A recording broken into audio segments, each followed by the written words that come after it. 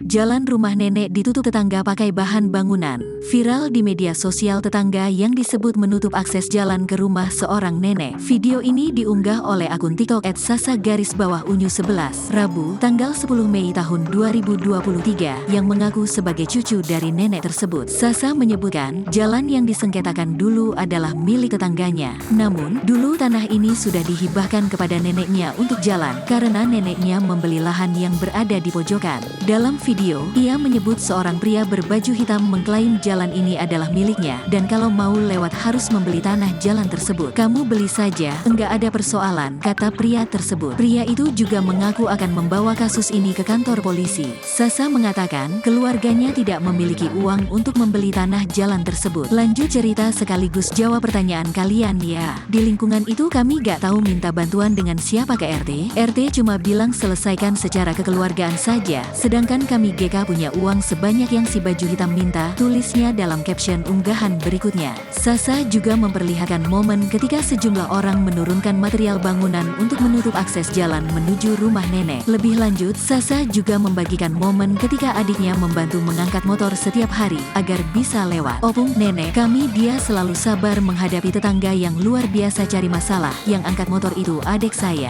Opung saya hanya tinggal bersama cucu-cucunya yang sedang menempuh pendidik. Anak-anak dari opung saya sudah tinggal bersama keluarganya masing-masing, ungkapnya. Beberapa postingan Sasa pun ramai dikomentari netizen. Sebagian dari mereka berharap masalah segera bisa diselesaikan secara kekeluargaan.